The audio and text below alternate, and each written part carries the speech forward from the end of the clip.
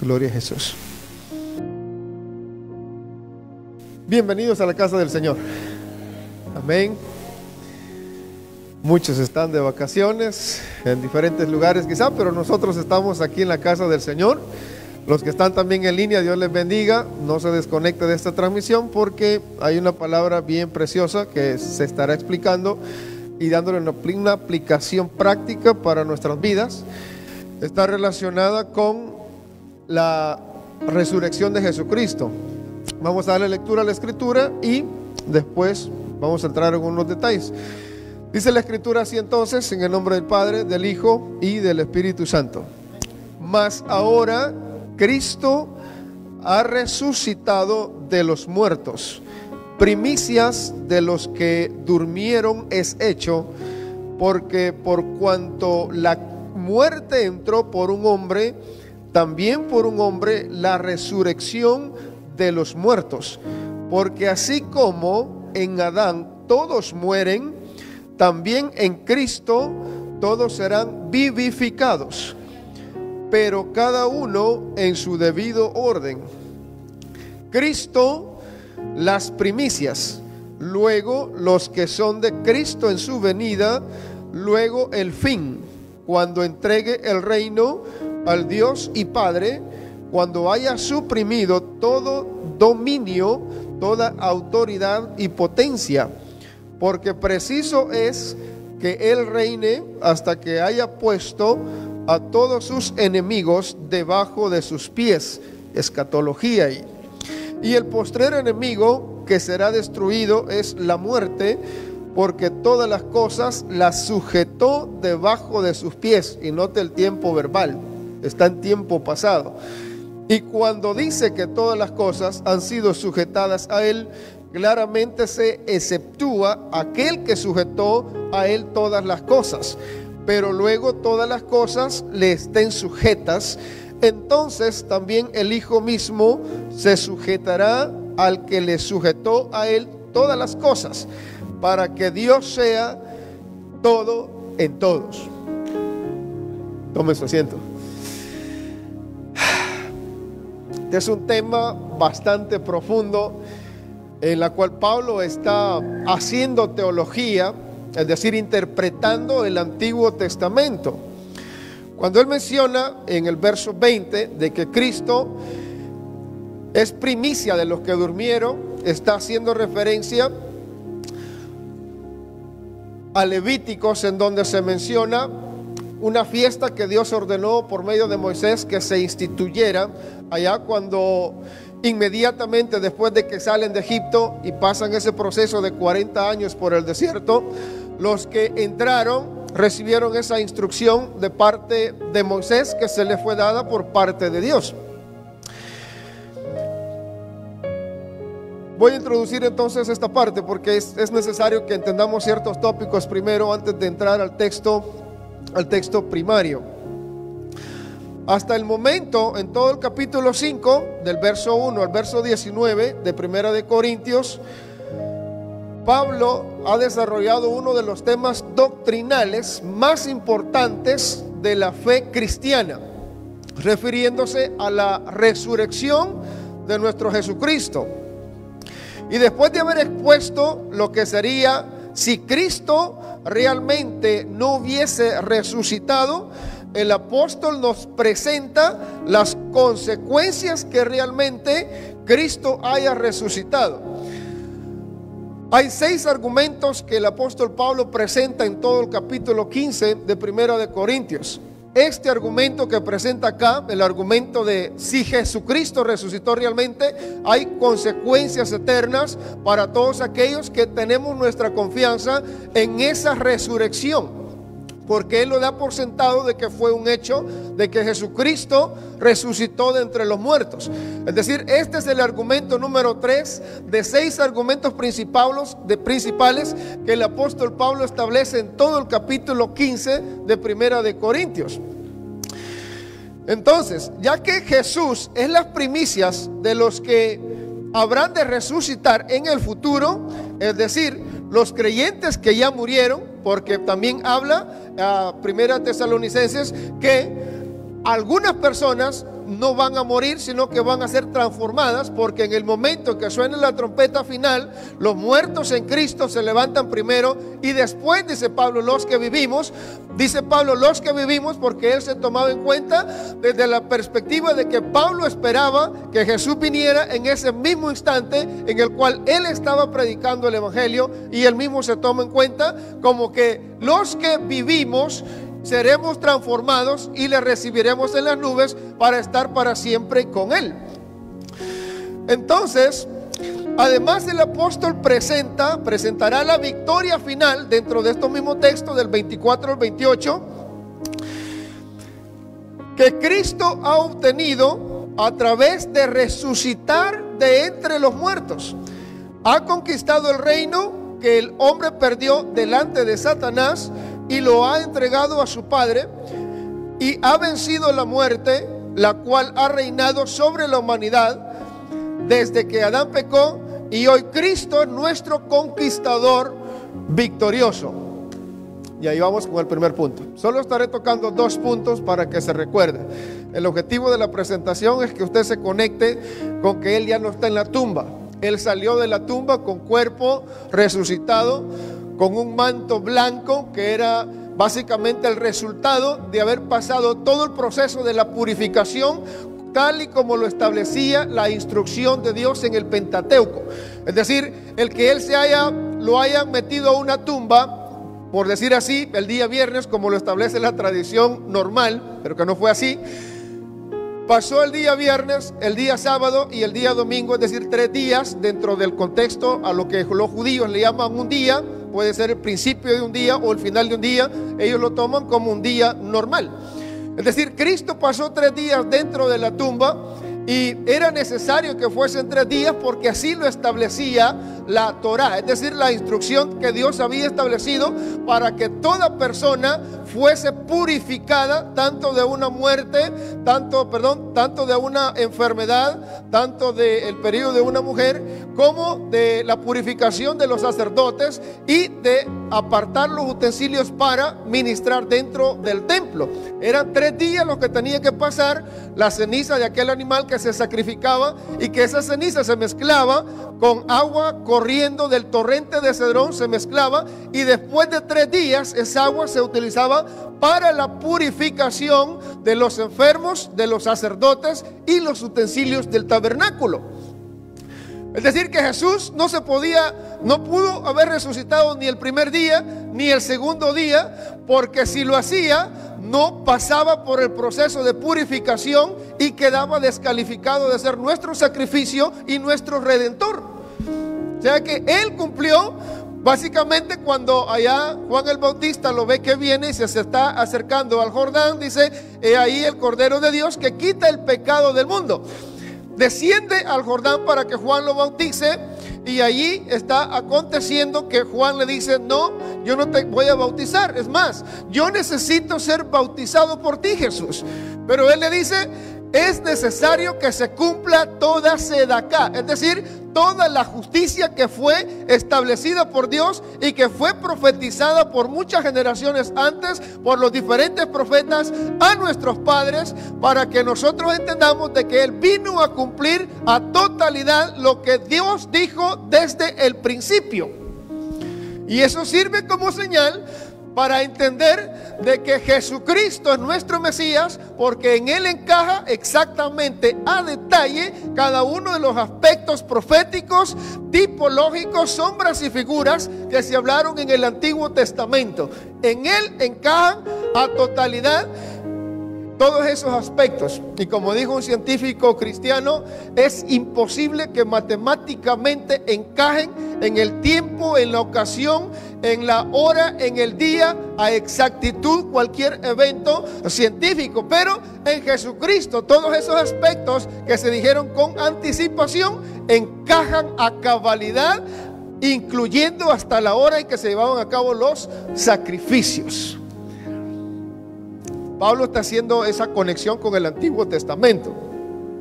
El punto 1 es entonces: Cristo garantiza nuestra resurrección.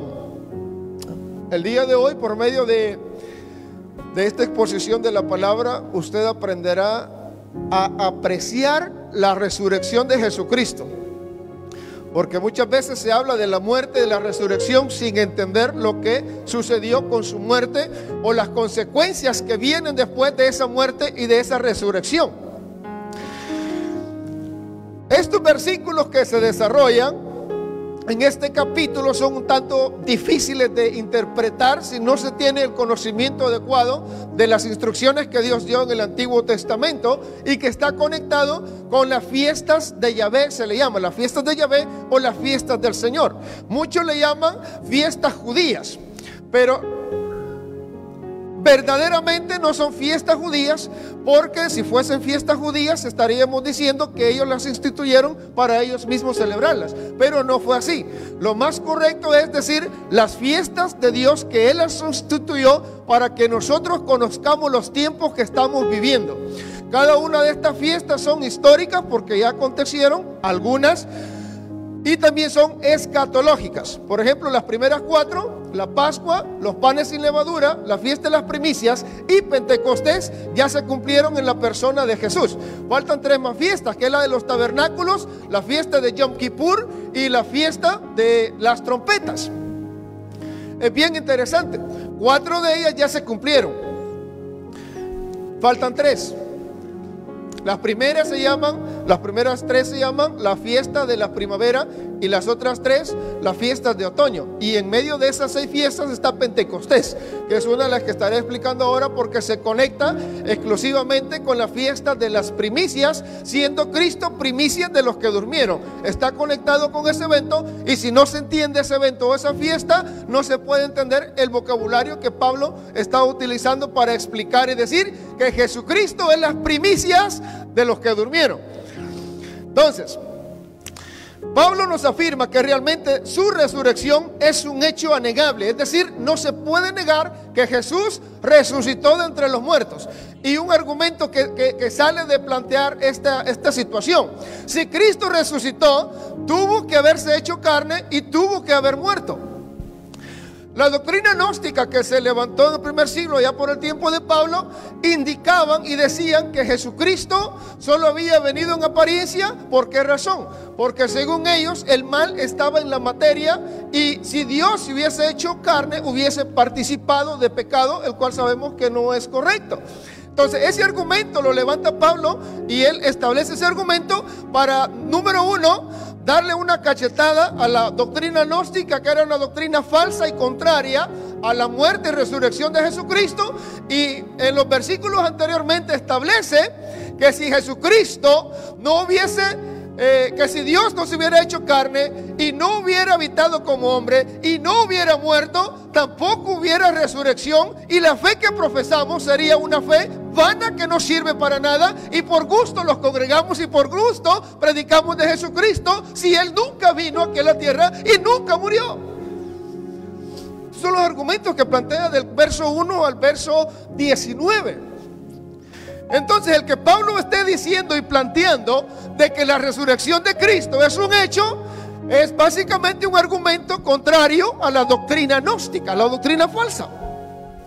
El apóstol Juan, en el capítulo 1 de su primer evangelio, dice: en el principio era el verbo, y el verbo era Dios, y el verbo era con Dios. ¿Por qué? Y dice, y sigue hablando, dice: y el verbo se hizo carne y habitó entre nosotros, y vimos su gloria, gloria como del unigénito Hijo de Dios, lleno de gracia. ¿Por qué Juan dice, empieza así con el evangelio? Por la misma doctrina gnóstica que negaba que Jesucristo había venido en carne. Por eso empieza así el evangelio de Juan.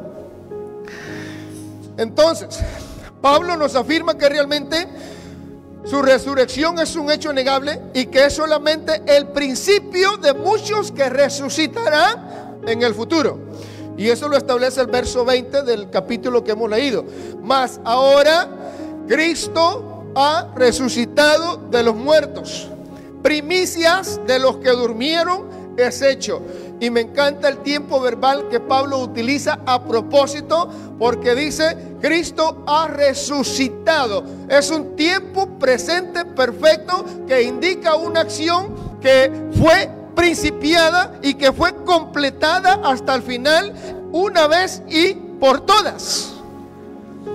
Es decir, está estableciendo que Jesús murió una sola vez y ya no va a morir ninguna otra vez, y que está en conexión con Hebreos, porque Hebreos dice que toda aquella persona y que resucita de los muertos con cuerpo glorificado no puede morir jamás. Hay una conexión bien tremenda entre esos aspectos. Hay varios historiadores no cristianos que también secularmente establecen que Jesús vino como hombre, que habitó como hombre, que murió como hombre y que resucitó como hombre. Y eso lo dice la historia secular. Josefo lo dice, Tácito lo dice, y otros historiadores seculares enfatizan que Jesucristo vino, murió y resucitó, tal y como lo dice la palabra de Dios. Hay un libro que escribió Lee Strobel, un periodista profesional americano. Su esposa se convierte a Jesús y le empieza a dar cátedras de vida, y él decide investigar cuál es la razón por la que esta mujer, su esposa, le da un giro de 180 grados su vida y ha sido transformada por el evangelio de Jesucristo. Él empieza la investigación y se topó con la persona de Cristo.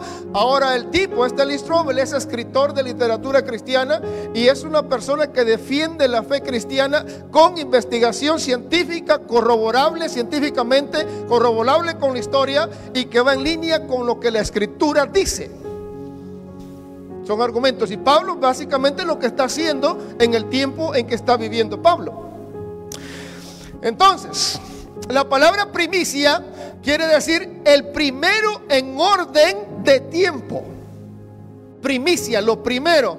Por ejemplo, cuando vamos a la escritura ya en Levíticos capítulo 23, verso 10, los israelitas tenían una ordenanza que Dios les dio por medio de Moisés, de que cada año se celebrara la fiesta de las primicias 50 días después de celebrar la Pascua. Por eso se le llamó Pentecostés. 50 días después de celebrar la Pascua, los israelitas traían la primera espiga que maduraba de cebada, porque la cebada era la primera que maduraba allá en la tierra de los israelitas.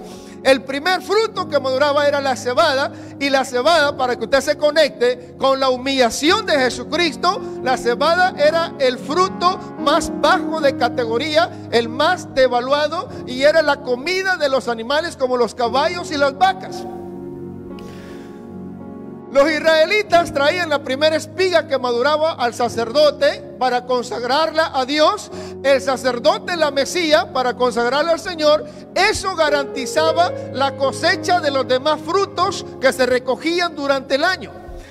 Lo segundo que maduraba era el trigo. Y Jesús se conecta exclusivamente con el trigo, con el grano de trigo. Dice: es necesario que el grano de trigo muera para que lleve mucho fruto. Jesús está conectado con el primer fruto, que es la cebada, de más baja categoría, la más simplificada, y que solamente los pobres comían de eso. Y Filipenses capítulo 2 nos dice que Jesús, ¿verdad?, siendo el Dios, no escatimó ser como Dios, sino que se hizo hombre. Y ya simplemente con el hecho de que se haya hecho hombre, esa es la parte más humillante que Dios ha tomado lugar como hombre. Y fue más allá aún, no solo tomó la forma de hombre, sino que la forma de hombre, dice Colosenses capítulo 2, que se hizo esclavo, y aún en la forma de esclavo se humilló hasta lo sumo, para que todo aquel que confiese que Él es Jesús, Él reciba la bendición de Dios. Estoy haciendo estas conexiones para que usted entienda lo que voy a hablar. Es la parte introductoria. En Levítico 23:10 dice: habla a los hijos de Israel y diles: cuando hayáis entrado en la tierra que yo os doy y seguéis su mies, traeráis al sacerdote una gavilla por primicia de los primeros frutos de vuestra siega. en el verso 15, y contaréis desde el día que sigue al día de reposo, desde el día en que ofrecisteis la gavilla de la ofrenda mecida, 7 semanas cumplidas serán. Es decir, 7 semanas por 7 días son 49 días. Hasta el día siguiente del 7º día de reposo contaréis 50 días, entonces ofreceréis el grano nuevo a Jehová.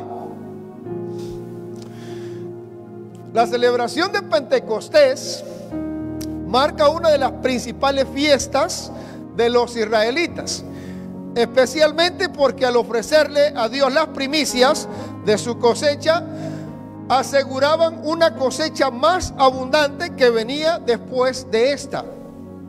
Es decir, cuando se llevaba la gavilla delante al sacerdote para que lo ofreciera a Dios, usted estaba depositando su confianza en que Dios iba a bendecir con el resto de la cosecha.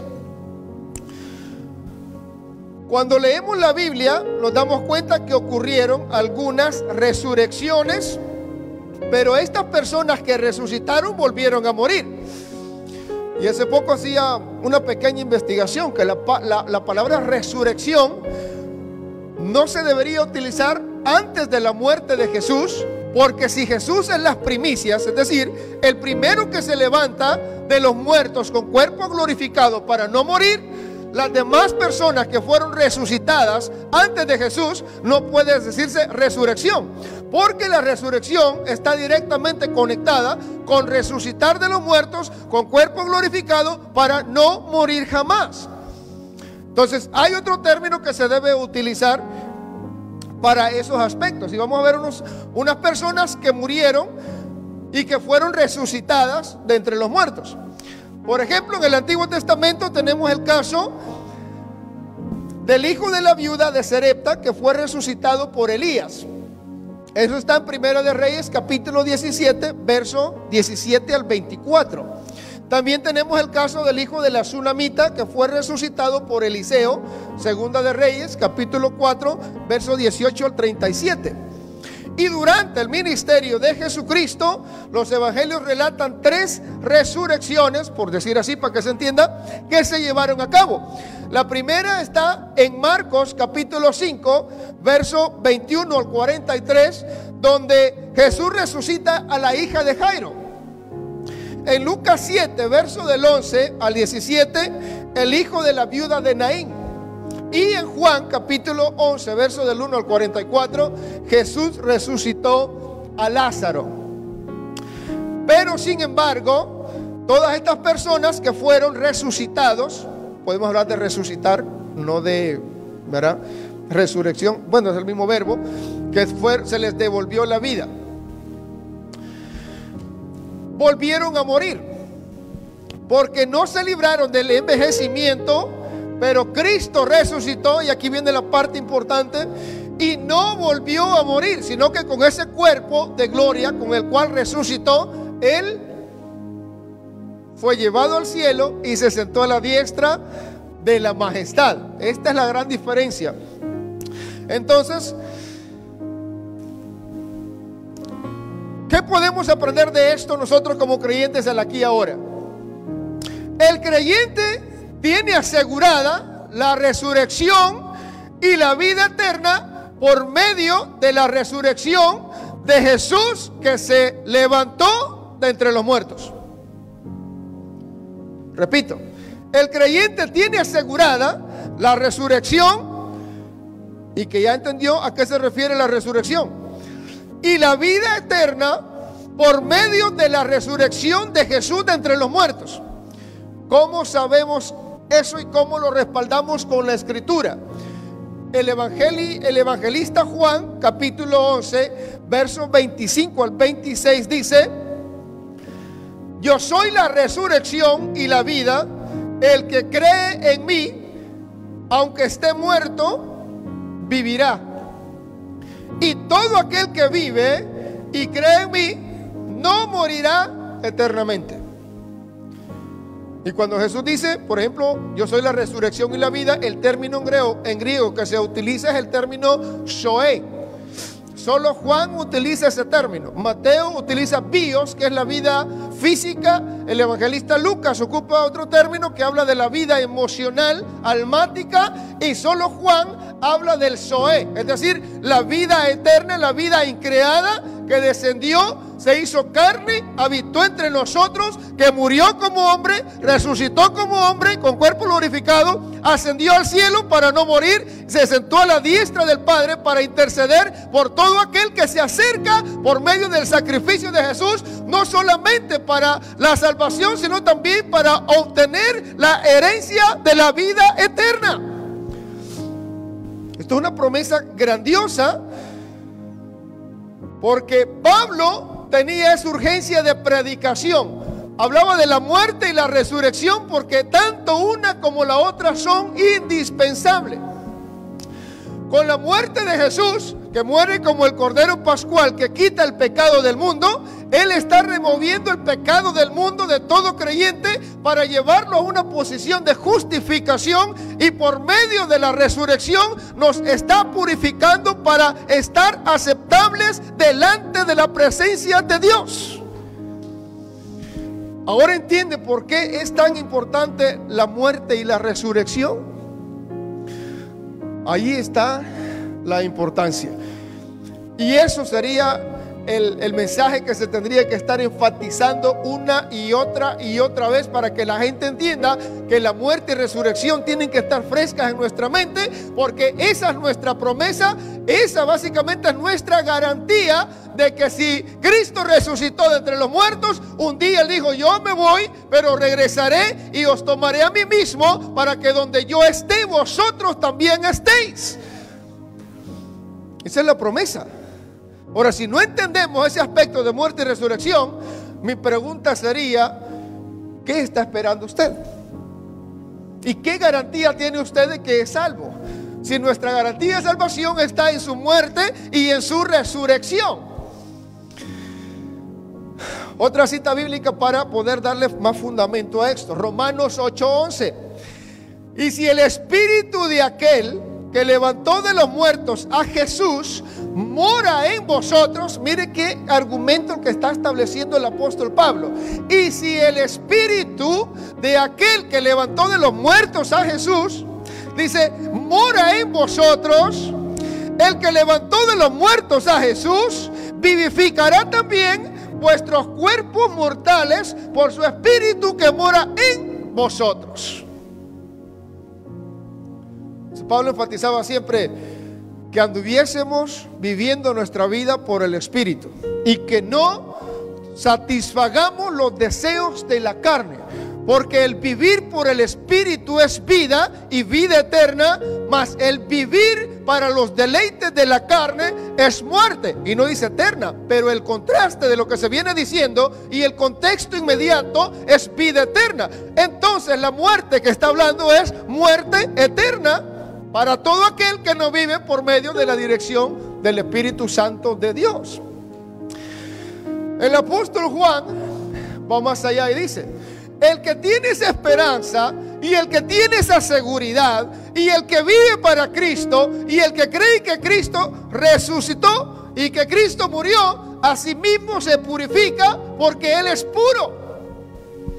Ahora, cuando dice que a sí mismo se purifica, nosotros sabemos que nosotros no lo podemos purificar a nosotros mismos. ¿Qué está diciendo el apóstol Juan con eso? Que utiliza el sacrificio expiatorio de nuestro Señor y Salvador Jesucristo, lo aplica a su vida, vive para Cristo, espera a Cristo, desea que Cristo venga por él, porque ese es el objetivo de todo creyente. Cualquier persona que se diga creyente, pero que no tenga esa esperanza de gloria, que no esté esperando a Jesús, que no esté apartado para Jesús, es una esperanza vana, porque no tiene ningún fundamento bíblico. ¿Qué está diciendo entonces el apóstol Pablo? Que si nosotros creemos que Jesús murió y que resucitó, hay que vivir para esa persona, porque solamente de esa manera nosotros vamos a ser dirigidos por ese Espíritu que levantó a Jesucristo de los muertos. Y ese mismo Espíritu que levantó a Cristo de los muertos, dándole vida eterna por medio del Padre, de esa misma forma, todo creyente, cuando suene la trompeta final, los vamos para arriba a vivir juntamente en ese reino que Él ha preparado para todo creyente que espera su segunda venida. Bueno, eso es para ponerse contento, para llorar de gozo. ¿Sabe por qué? Porque el mundo anda celebrando cosas tan extrañas que ni ellos mismos entienden. Y nosotros deberíamos entender la Escritura y ponerlo gozoso, porque Pablo dice, el mundo disfruta y celebra cosas que ni ellos mismos entienden, pero nosotros celebramos a Cristo porque Jesús es nuestra Pascua y Él ya murió, ya resucitó, y cuando lo celebramos a Jesucristo celebramos y recordamos. Y no hay una fecha, hermano. Todos los días son de Cristo y Él es el Señor del Shabbat de igual manera, y nosotros lo guardamos todos los días para Jesús. Esto es bien interesante, porque ve que, por ejemplo, la religión tradicional dice Viernes Santo, porque supuestamente un viernes es que muere, pasa en la tumba el viernes en la tarde, sábado todo el día y parte del domingo en la mañana. Ahí están los 3 días. Eso según el calendario gregoriano. Pero según el calendario hebreo, que es lunar, es totalmente diferente. Porque la muerte de Jesús se llevó a cabo entre las 2 tardes, era en la hora novena, entre las 2 tardes cuando inmolaban al cordero, que eran las 3 de la tarde, entre las 2 tardes. Y era un 14 de Abib que Dios estableció la primera Pascua, cuando recién iban a salir de Egipto, que Dios estableció la Pascua, donde iba a redimir todo primogénito allá en Egipto. Y Dios les pidió que mataran un cordero, y que esa sangre del cordero lo pusieran en los dinteles de las puertas. No solamente los israelitas, también si los egipcios creían que eso los iba a proteger, también los egipcios. Y muchos egipcios fueron salvos y siguieron los israelitas cuando salieron de Egipto. Pero está conectado con el 14 de Abib. Abib es el mes primero en el calendario lunar que utilizan los hebreos, que es el 14 de Abib, que está básicamente el 14 de abril. Y se sacrificaba el cordero de acuerdo a luna llena, no era un día específico, era fecha y luna llena. Y era entre las 2 tardes en la hora novena. Y se hacía un Shabbatón, y Shabbatón tiene que ver con un día festivo, con el día donde se empiezan a celebrar las 7 fiestas que Dios estableció como señal a su pueblo, para que el pueblo sepa lo que está aconteciendo en las diferentes generaciones y esté atento a las llamadas de Dios, a las reuniones de Dios, para reunirse con Él. Cada fiesta que Dios estableció tiene propósito de que el pueblo entienda de que Dios lo está llamando a acercarse a Él, a tener comunión con Él, a disfrutar de Él, para entrar en su presencia, en su misma gloria. Y eso era histórico allá con Israel, pero en nosotros es escatológico, y nuestro Cristo ya vino, ya murió, ya ascendió al cielo, y Él dijo: me voy, pero voy a regresar, y está listo, porque cuando menos lo esperéis, yo regreso por ustedes. Ahí la importancia de conocer la Escritura, porque si no conocemos la Escritura, Pablo dice que los va a encontrar como aquellos que no tienen esperanza, porque no va a conocer ni la Escritura, ni las señales, ni sabrán lo que está aconteciendo. Mas vosotros, dice Pablo, no son de los que no entienden, ni de los que no tienen esperanza. Pablo da por sentado que todo creyente conoce los tiempos, conoce la Escritura, y que está esperando su segunda venida. ¿Cuántos esperan la segunda venida de Cristo? ¿Cuántos saben que va a venir otra vez? ¿Cuántos saben que Él dijo Juan 14, les conviene que yo me vaya y yo les enviaré al otro Consolador, el cual os guiará a toda verdad, a toda justicia, y os enseñará todas las cosas hasta que yo venga? Refiriéndose al Espíritu Santo, hermano. Interesante. Entonces, todo creyente tiene la garantía y la esperanza de que tanto la muerte como la resurrección nos garantiza nuestra vida eterna y nuestra herencia eterna. Punto 2. La victoria de la resurrección de Cristo, del verso 24 al 28, ahí está establecida.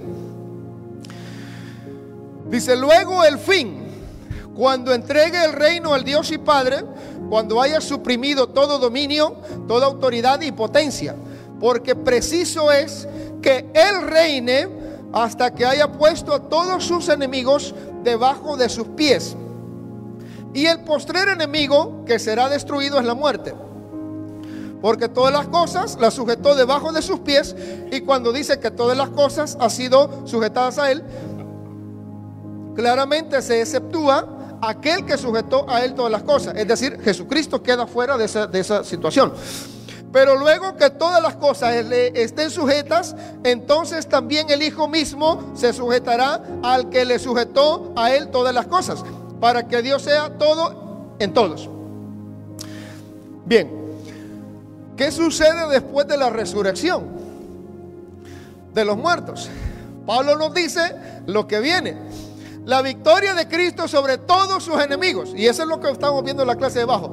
La victoria de todos sus enemigos se da al final de la gran tribulación, que son 7 años de tribulación, en la cual la iglesia ya está arriba con Cristo. Y al final de la gran tribulación, Cristo con todos sus santos viene a ponerle fin a todos los gobiernos gentiles, establecer su reino, para que se cumpla esa escritura que pone a todos sus enemigos bajo la planta de sus pies, y entregar el reino al Padre.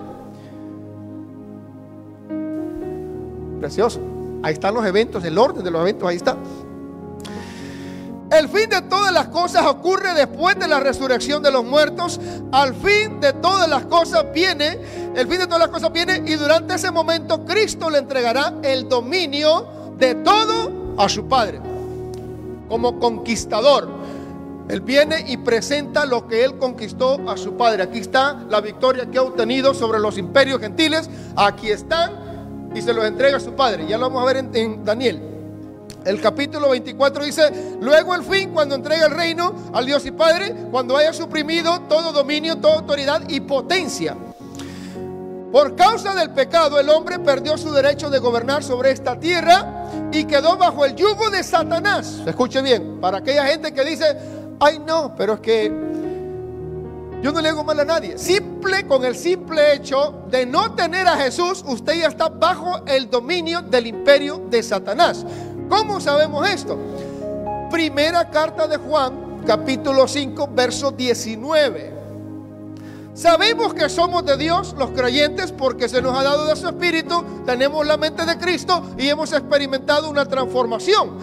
Y el mundo entero está bajo el maligno. El mundo completo, el sistema de este mundo completamente está bajo el dominio de Satanás.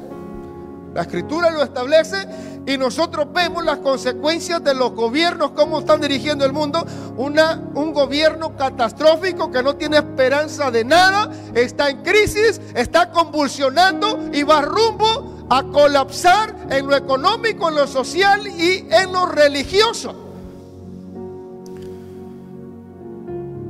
Pero tiene que acontecer. ¿Por qué razón? Porque el fin de los gobiernos gentiles va a culminar. ¿Cómo sabemos esto? ¿Cuántos se acuerdan de la estatua que ve Nabucodonosor en sus sueños?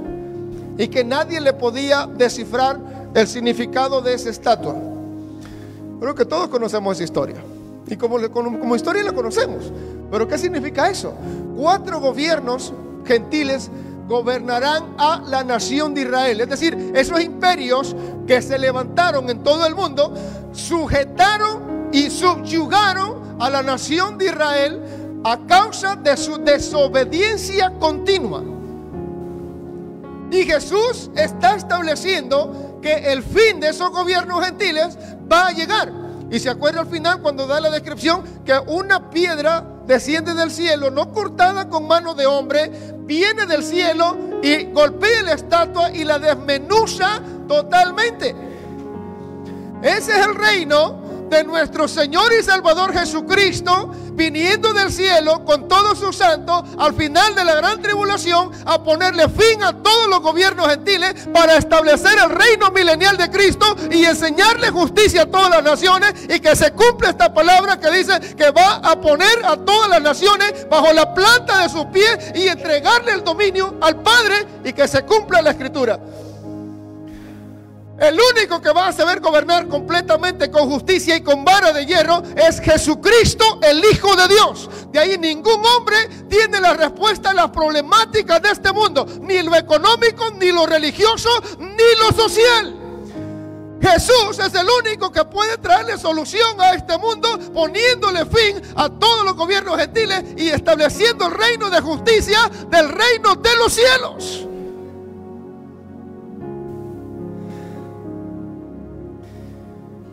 Entonces se pone bueno.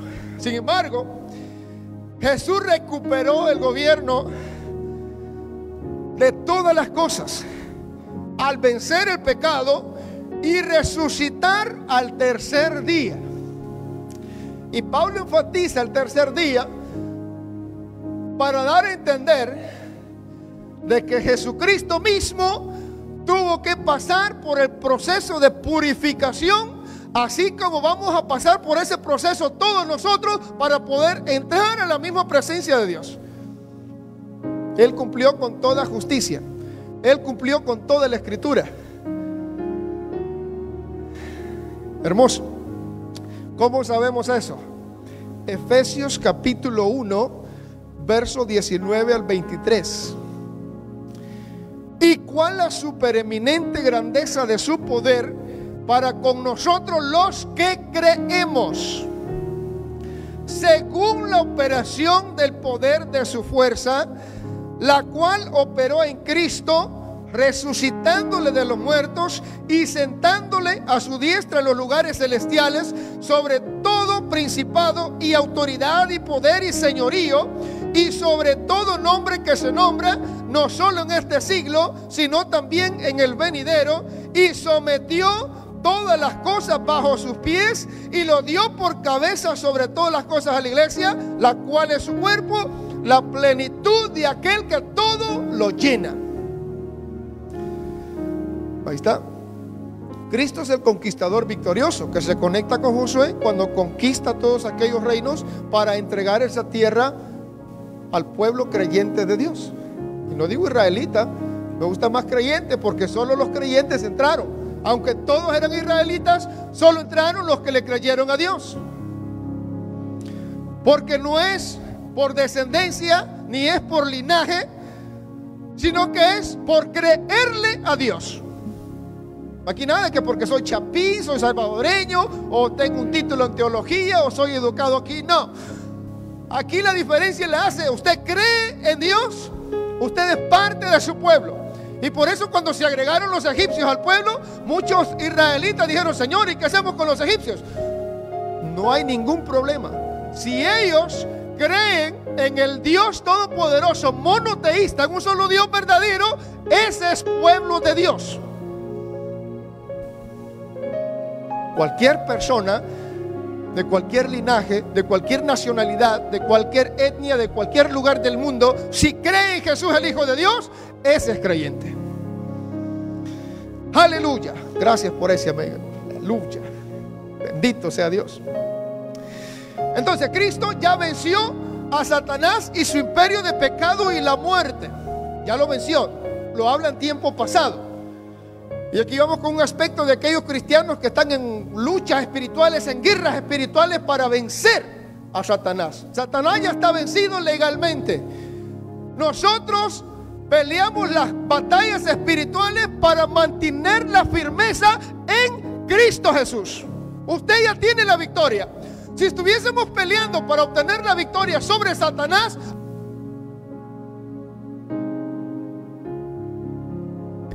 de Jesús no sirvió de nada, aunque la muerte de Jesús no fue suficiente para la salvación ni para obtener la victoria. Entonces esas guerras espirituales que a veces se arman por ahí, que vamos a pelear esa guerra espiritual para obtener la victoria de Satanás, bíblicamente es un error. Ya Jesús venció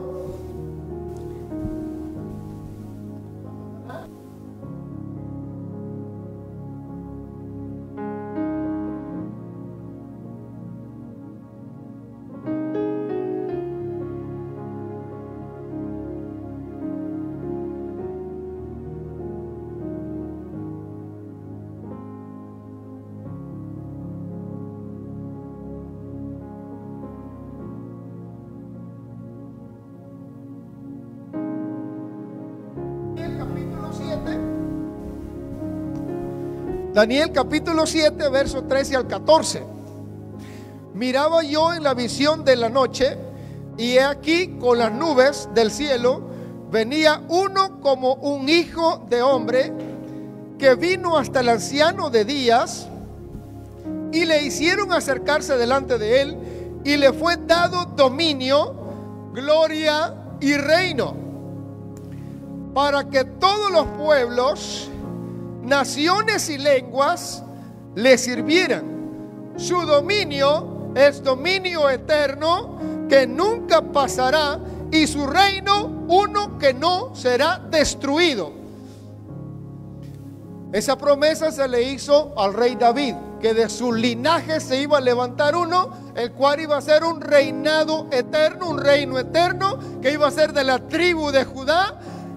Y refiriéndose a este personaje, habla el mismo término, el Hijo de Hombre. Es un título mesiánico para que se cumpla esa profecía. El Hijo del Hombre es Jesucristo hecho carne, que habitó entre nosotros. Es un título mesiánico para que nosotros los creyentes identifiquemos que ese Hijo de Hombre es ese Jesucristo en el cual encajan todas esas profecías. ¿Cómo sabemos esto? Mateo, el libro de la genealogía, dice en capítulo 1 y capítulo 2 que Jesús nació rey de los judíos. ¿Por qué solo de los judíos menciona ahí? Primero, Mateo le escribe a judíos. Razón número 1. Número 2, de las 12 tribus que conformaban la nación de Israel, seguidamente, después que muere Salomón, el reino se dividió en dos partes. 10 tribus por el norte llamadas Israel y 2 tribus por el sur llamadas Judá. En el 722 antes de Cristo, las 10 tribus del norte llamado Israel son llevadas cautivas a Siria y son distribuidas en todas las naciones del imperio de aquel entonces. En el 589 antes de Cristo, un poco después de que son llevadas cautivas estas 10 tribus, Babilonia lleva cautiva a Judá para Babilonia. Y solo esas 2 tribus que son llevadas cautivas a Babilonia son las que están registradas en la historia secular y en la Biblia, que regresaron de la cautividad. Las otras 10 tribus nunca regresaron, sino que se gentilizaron, se mezclaron entre las demás naciones y nunca regresaron. Lea historia.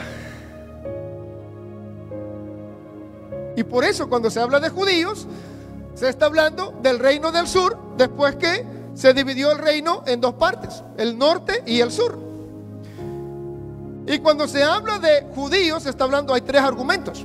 Se está hablando de la tribu de Judá, argumento número 1. Se está hablando también de la religión que practicaba el reino del sur, que lo conformaba la tribu de Judá y la tribu de Benjamín, y algunos levitas que no tenían heredad, porque ellos son los que administraban y eran los sacerdotes, y estaban divididos dentro del todo el reino de Israel.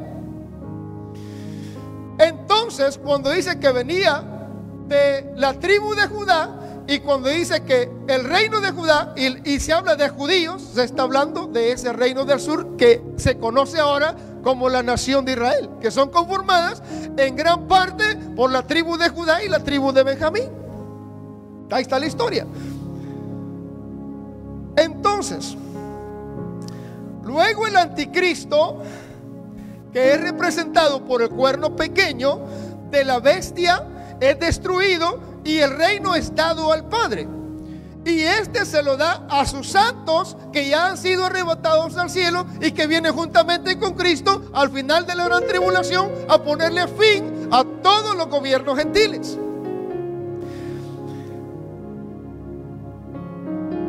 Y sigue hablando. Y veía yo que este cuerno hacía guerra contra los santos y los vencía. Y cuando habla de esos santos, está hablando de la mayoría de esos judíos y esos benjaminitas. Pero que ya dentro de la gran tribulación es donde Dios ha profetizado a Daniel que todo su pueblo será reunido al final para nunca más separarlo, para que al final de la gran tribulación hay una gran cosecha de almas, y la gran mayoría de almas son israelitas y judío. Es decir, los dos reinos se vuelven a unir otra vez como un solo árbol. Y usted sabe, lo que han estudiado la historia, saben que cuando se habla del árbol de olivo, se está hablando de la nación de Israel. Ese olivo que fue dividido en dos partes en el tiempo de Salomón, el reino del norte y el reino del sur. Ese olivo, una rama fue desgajada, el reino del norte, el reino del sur, quedó esa rama allí, y es ahí donde es injertada otra vez Israel para que vuelva a ser un solo olivo al final de la gran tribulación y haya una gran cosecha de almas. Y todo eso lo ha venido diciendo Dios a través de su palabra, para que quede claro que lo que Él establece lo cumple, y que nosotros los creyentes nos demos cuenta que sus promesas son sí, amén, y que Él dijo: voy y voy a regresar por ustedes, y Él va a venir por su pueblo de creyentes, hermano. Eso es para estar contento, porque lo que Él establece, Él lo lleva a cabo. Ya sea que el hombre se oponga o no se oponga, Él lo va a llevar a cabo.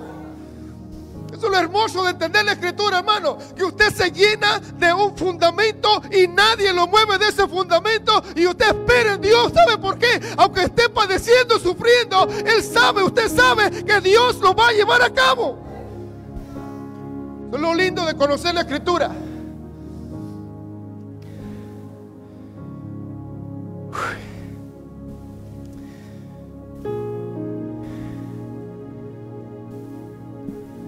Dice: hasta que vino el anciano de días y se dio el juicio a los santos del Altísimo, y llegó el tiempo y los santos recibieron el reino. No solamente se trata de ser salvos, hay una herencia para todo creyente. Y Efesios nos habla de que nosotros somos hermanos de Cristo, coherederos de su reino, coherederos de todas las cosas que le pertenecen, y a Dios el Padre le plació darle el reino a su Hijo, y su Hijo viene y comparte su reino con todo creyente verdadero que se mantuvo firme hasta el fin. ¿Qué más herencia, hermano? ¿Qué más recompensa, hermano? Aparte de salvarnos del imperio de las tinieblas, del poder del pecado y del juicio que nos esperaba a causa del pecado por causa de Adán, Él viene y nos da una herencia que no los merecemos, pero que sin embargo Él dice que cuando está en el monte Getsemaní clamándole al Señor, al Padre, que pasara de Él esa copa, Él no quería morir como hombre, pero dice: y vio el fruto del sacrificio que iba a llevar a cabo, y le dijo al Padre: Padre, si no hay otra manera de llevar a cabo la redención, démosle la redención y hagámoslo. Pero ¿sabe qué vio Jesús antes de ir a la cruz? Vio el fruto de su sacrificio. Y así como el grano de trigo, dice, tiene que morir para llevar mucho fruto, es necesario que el Hijo del Hombre muera para que ustedes obtengan la vida eterna. Y eso es exactamente, hermano, lo que está sucediendo en la cruz del Calvario. El grano de trigo está muriendo. ¿Sabe por qué? Porque Jesús vio el fruto de almas que iban a haber a causa de su muerte y su resurrección. La cantidad de almas, hermano, arrebatadas del imperio de la muerte. Porque Dios estableció que toda alma que pecare, esa morirá. Y estableció que en Adán toda la humanidad está bajo condenación. Pero también dice, da la solución, pero también por un hombre, refiriéndose a Jesús, Él da la vida eterna, y tenemos herencia eterna por medio de su muerte y su resurrección. Esa se llama esperanza. Así se solucionan los problemas, hermano. A pesar de que tenía que morir, sufrir y padecer, Él no se negó a la muerte. Y cuando vemos a la ofrenda, hermano, que se ofrecía después de un sacrificio de animal, la harina que se ofrecía en ofrenda a Dios, la ofrenda del grano, literalmente el grano tenía que ser molido, triturado, para sacar de ahí un polvo fino que se ofrecía en ofrenda a Dios. Después de esa ofrenda de grano había una tercera ofrenda que se ofrecía, que era la ofrenda de libación, que era una ofrenda líquida. Y en la cruz estamos viendo exactamente Jesús muriendo como el Cordero Pascual que quita el pecado del mundo. Esa ofrenda de grano implica la trituración, el sufrimiento que iba a padecer Jesús en la cruz del Calvario, y antes de la cruz, el siervo sufriente, como lo pone Marcos. Y literalmente la película de Mel Gibson se queda corto a lo que la Biblia dice que tenía que padecer. El Isaías 53, hermano, no es retórica, es literalmente tenía que ser molido, porque tenía que cumplir también con el sacrificio de la vaca roja, que tenía que ver con imponer sobre él, imputarle a Jesús todos los pecados de la humanidad, toda la condenación de la humanidad tenía que ser puesta sobre Jesús, para que Jesús sacara los pecados de la congregación de Israel y liberara a su pueblo de la condenación del pecado.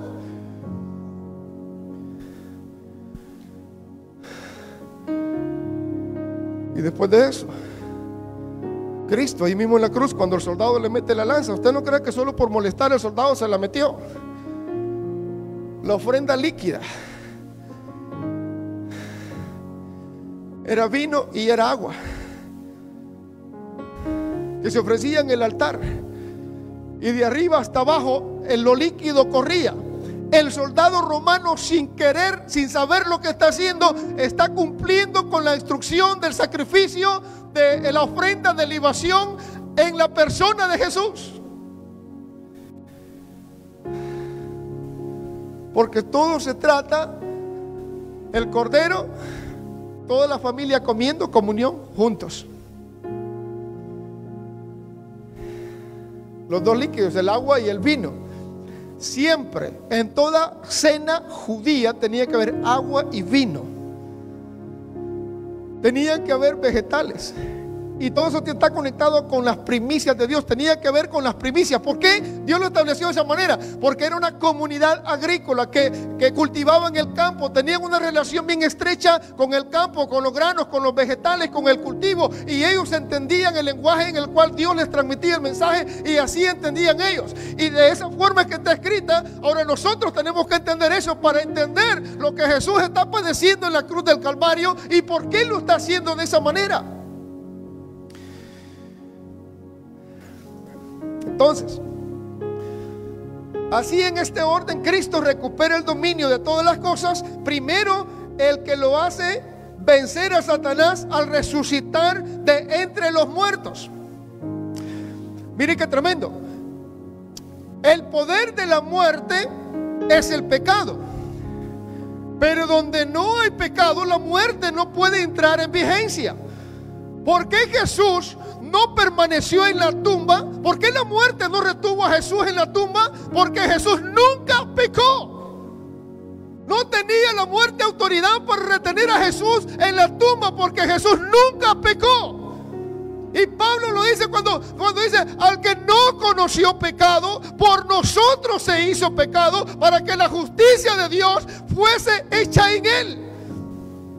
Es decir, Dios sació su justicia de juicio que nos tocaba a nosotros, la descargó sobre Jesús, para que todo creyente en la persona de Jesús quede libre de juicio y tenga una justificación delante de Dios por medio del sacrificio y muerte y resurrección de Jesús. ¿Qué plan más perfecto? Eso solamente Dios lo puede hacer. Y Efesios capítulo 1 dice que el cordero que fue inmolado desde antes de la fundación del mundo, y que antes era un misterio, pero que ahora se nos da a conocer por medio de su Hijo Jesucristo. Y cuando Pablo habla a los Gálatas, les dice: y cuando se llegó el tiempo. ¿Qué tiempo? El tiempo de que se ejecutara la redención. Dice: Dios envió a su Hijo, ¿a dónde? Aquí en la tierra, en forma de hombre, en forma de carne, para que redimiese a la humanidad del poder del pecado y de la muerte.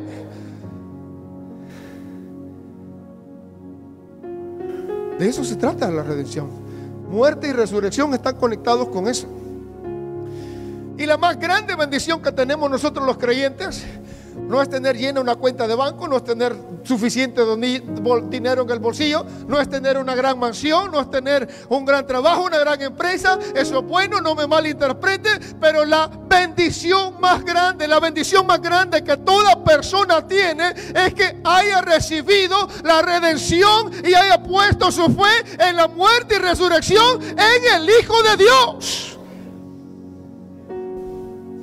Porque ni el Satanás ni la muerte tiene poder ya sobre usted, y el juicio final ya no es para usted. Eso es para otras personas en la segunda resurrección, Apocalipsis 19, que salen para condenación eterna. Pero para nosotros no hay esa muerte segunda. Y para muchos no haber ni muerte primera. Porque si estamos vivos, eso es de la trompeta, transformados y para arriba.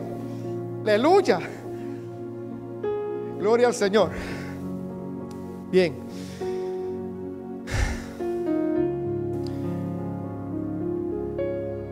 Luego, al final de los tiempos, le entrega Jesucristo al Padre.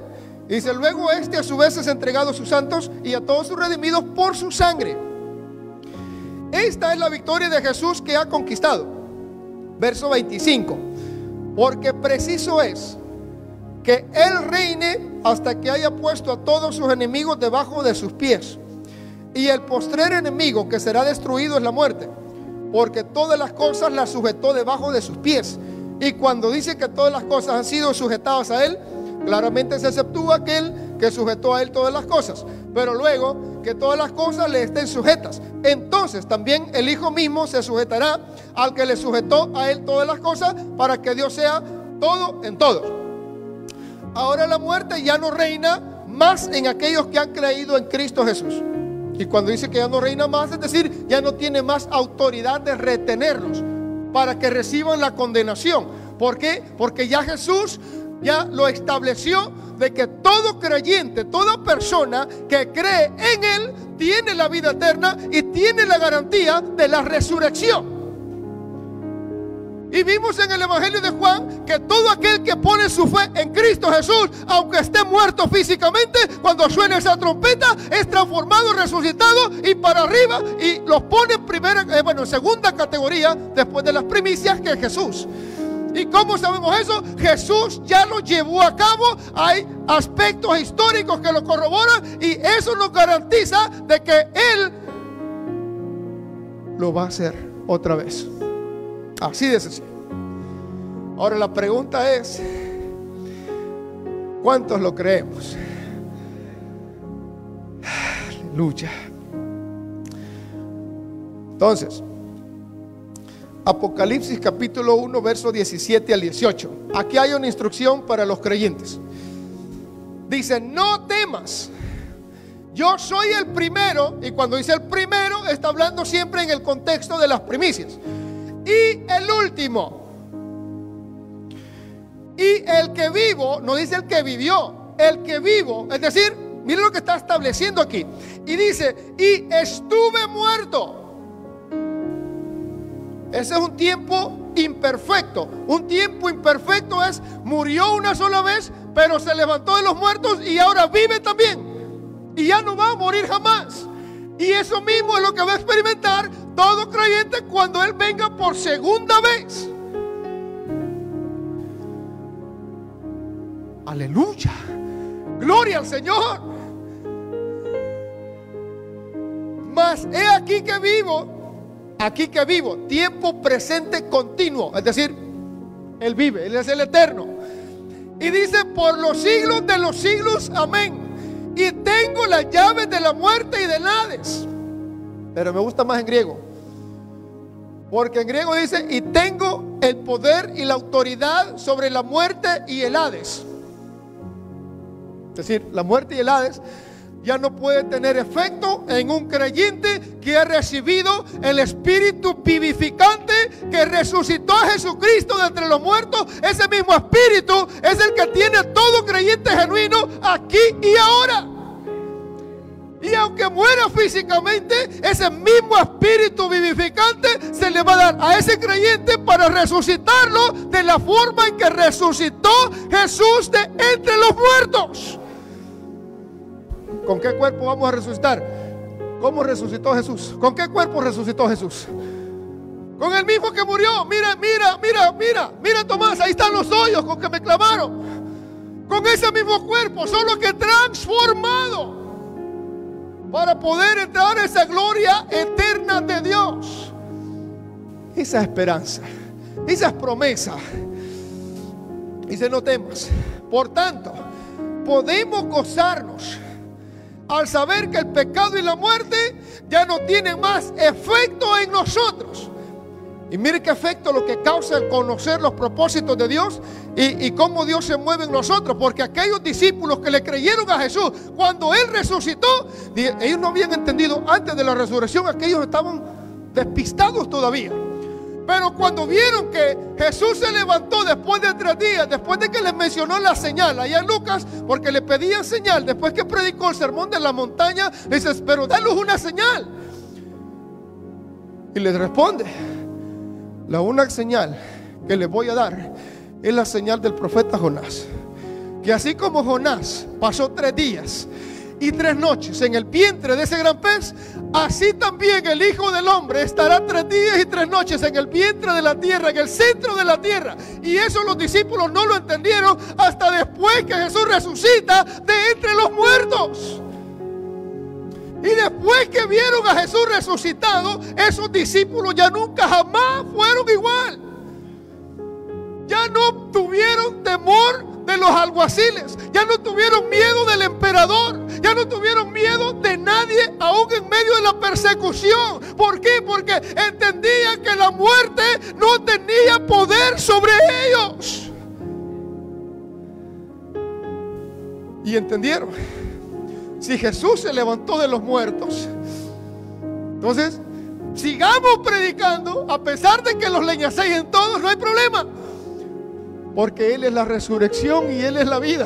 Y aunque estemos muertos, cuando suene esa trompeta, vamos a vivir con Él. Por eso les daba igual, hermanos, vivir o morir. Porque la vida es estar en Jesús. ¡Qué bárbaros!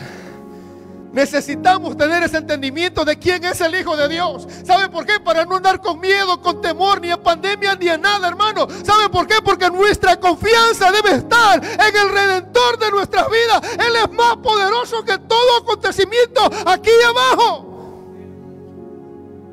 Él es más poderoso que todo. Si usted leyó, está sobre todo reino, todo imperio, toda potestad, sobre todo nombre que se haya dado arriba en el cielo y debajo, aquí en la tierra y debajo de la tierra. Y Él es nuestra cabeza. 365 veces aparece la palabra no temáis en el Nuevo Testamento. ¿Será casualidad o será que hay propósito ahí? Una vez para cada día del año. No temáis, manada pequeña. Yo soy el buen pastor y el buen pastor su vida da por las ovejas. Pero no temáis. ¿Usted cree que una oveja tiene miedo de que aunque mire el lobo ahí cerca, pero si está su pastor, él tiene miedo? Sigue comiendo como que no hay lobo. ¿Por qué? Porque su confianza está en ese pastor. Y Jesús es el buen pastor que su vida dio por usted y por mí. Aleluya. Entonces, ¿qué podemos aprender de esta parte? La resurrección de Jesucristo es la victoria del creyente sobre Satanás, sobre la tentación y sobre el pecado. Porque estamos en Cristo, ya no los deleitamos en el pecado. La muerte ya no tiene poder sobre nosotros. El juicio de Dios ya no los puede alcanzar. Porque para Dios el viejo hombre ya está muerto. Y la ley no se puede aplicar a alguien que está muerto. Según Romanos capítulo 6, la ley se aplica solamente al que vive. Pero en Cristo Jesús, el viejo hombre, la vieja naturaleza, el viejo Adán está muerto. Y ahora vivimos para aquel que nos dio la vida, para aquel que nos santificó, para aquel que nos apartó. Efesios capítulo 2, para entregarse a sí mismo una iglesia pura, santa y sin mancha. Aleluya. Y Gálatas capítulo 2. Ahora lo que vivo en la carne, dice Pablo, lo vivo en la fe del Hijo de Dios, porque Él se dio a sí mismo por mí. Y pongo todos mis miembros en servidumbre para Cristo, porque con todos mis miembros le sirvo a Cristo. Al pecado no más. Y el que cree en la muerte y resurrección de Jesucristo, aunque esté muerto, vivirá. Primera de Tesalonicenses capítulo 4, verso 14. Porque si creemos que Jesús murió y resucitó, así también Dios traerá con Jesús a los que durmieron en Él.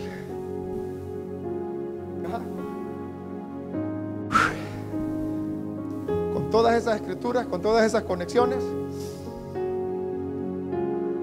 es para estar contentos, porque la muerte de Jesús no fue una derrota.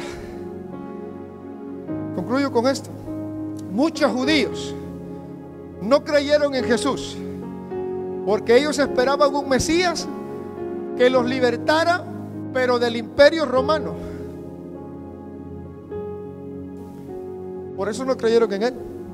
Y de la forma en que murió su Mesías, aparentemente, era de la forma más vergonzosa que pudo haber muerto. Entonces ellos se preguntaban: ¿cómo es posible que este sea nuestro Mesías, el que nos va a libertar? Primero, ya se murió. Y segundo, de las muertes más vergonzosas que existen. Esos fueron los argumentos que se plantearon. Pero del problema del pecado, ellos no querían mencionar. Porque cuando le hablamos del pecado a las personas, le cambian la conversación, lo dejan hablando solo, no quieren enfrentar esa problemática. Y varias veces lo he enfatizado, que el problema de las personas no es económico, el problema de las personas no es social, el problema de la gente no es la religión. El problema que está destruyendo al mundo completo, a la sociedad completa, a las familias, a matrimonios, a niños, a jóvenes, es el poder del pecado que opera en cada uno de ellos y que no quieren confrontarlo con la verdad. Y Jesús se lo dijo: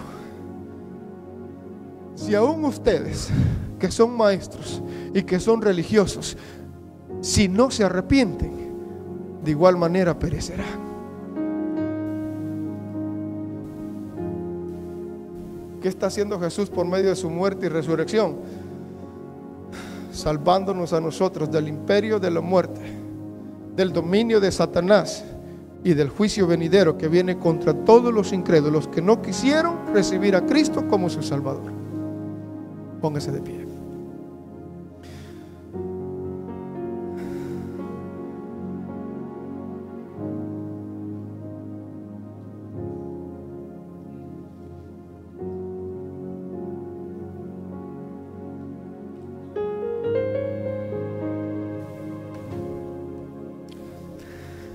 Padre, te doy gracias por este momento de meditación de tu palabra. Te doy gracias por mis hermanos acá presentes. Te doy gracias por los amigos que están en este santuario, Padre. Te doy gracias por mis hermanos que no vinieron al santuario, pero que estuvieron en su casa escuchando el mensaje. Te doy gracias por aquellas personas que todavía no han puesto su confianza en tu muerte y en tu resurrección, Jesús. Para que esta palabra la hayan recibido, que esta palabra los haya llevado a reflexionar acerca de tu muerte y tu resurrección, que esta palabra los haya llevado a reflexionar acerca del estilo de vida que están viviendo, y que esta palabra les pueda guiar a entregar sus vidas, a rendirse delante de tu señorío, para que de la misma manera que nosotros los creyentes que estamos aquí en todo lugar hemos recibido ese regalo de tu gracia, de la salvación y la garantía de la vida eterna, que ellos también, Padre eterno, puedan ser partícipes de esas promesas tan gloriosas, tan hermosas, porque es para todo, Dios mío. Es para todo aquel, Dios mío, que reconozca que Jesús murió, pero que también resucitó, y que su tumba está vacía, y que ha ascendido al cielo con cuerpo de gloria. Pero que aquellos discípulos le preguntaron: Señor, ¿y qué señales habrán de tu venida? Y él respondió: rumores de guerras, terremotos en diferentes lugares, pestes por aquí y por allá, pero todavía no es el fin, pero sí es principio de dolores. Y habrá grande tribulación como no lo hubo antes ni lo volverá a ver. Serán días bien duros, pero no temáis. Él dijo: yo soy la resurrección y la vida, y todo aquel que cree en mi muerte y en mi resurrección, aunque esté muerto, vivirá, porque yo soy la vida. Aleluya. Padre, gracias, porque esto, Señor, este mensaje es el que se tiene que estar, Dios mío, predicando continuamente. Que tu muerte no fue en vano. Tu muerte fue para llevar mucho fruto, fruto abundante, Señor. Ayúdanos a vivir conforme a tu palabra. Ayúdanos, Padre eterno, a ser ejemplo en nuestra comunidad, para que vean en nosotros la transformación de vida, esa transformación que solamente tú sabes cómo hacerlo, para que vean en nosotros, Padre eterno, esa vida nueva que tú deseas ver en cada persona. No importa sus antecedentes, no importa cómo has vivido antes. Lo que a Dios le importa en este momento es que tú reconozcas que Jesucristo puede salvarte todavía. Lo que a Dios le sigue importando es que tú reflexiones y que te des cuenta que estamos viviendo los últimos tiempos, y que la única salida que tenemos, la única solución a nuestra problemática de todos los tiempos, es reconocer que te hemos fallado y que necesitamos de tu salvación, y que tu Hijo Jesucristo sigue salvando todavía. Padre, ministra en esta tarde cada vida, Padre, cada corazón, para que se vuelvan a ti de todo corazón y que reciban ese corazón de carne, y ese corazón de piedra sea removido, como lo dice Isaías, y que se cumpla esa palabra que tú dijiste allá en el antiguo pacto: y haré un nuevo pacto con vosotros, con la casa de Judá y con la casa de Israel. Pondré mi ley en sus mentes y en sus corazones. Pondré sobre ellos un corazón de carne, para que puedan sentir el gozo del Señor, para que puedan experimentar la misma gloria de Dios. Oh, gracias, Padre. Gracias por ministrarnos. Gracias por hablarnos. Gracias por darnos la fe, Padre, que necesitábamos en esta tarde. Gracias por darle fe a aquel que venía, Señor, clamándote por fe. Tus promesas lo dan fe, Señor. Lo que tú has hecho en el pasado, lo que tú estás haciendo hoy, lo que tú harás en el futuro, nos da esperanza hoy, Señor mío, de que lo que tú dijiste allá, lo estás haciendo ahora y lo harás mañana si tú nos das la vida. Gracias, Padre. Gracias por mis hermanos. Gracias por el pastor Wilson, Señor. Le extrañamos, pero anda haciendo tu obra allá en Guatemala. Bendice, Dios mío, ese ministerio allá donde anda, papá. Bendice aquellas vidas, papá, para que esa palabra que se le está predicando cause un efecto en sus corazones, oh Dios mío, y sean transformados por el poder de tu palabra. Aleluya. Oh, sí, Señor. Oramos, papá, para que las almas sean transformadas aquí en Culpeper, allá en Guatemala, Dios mío, allá donde estén escuchando este mensaje, Dios mío, que sean transformados por el poder de tu palabra. En el nombre de Cristo Jesús, te damos las gracias, Padre.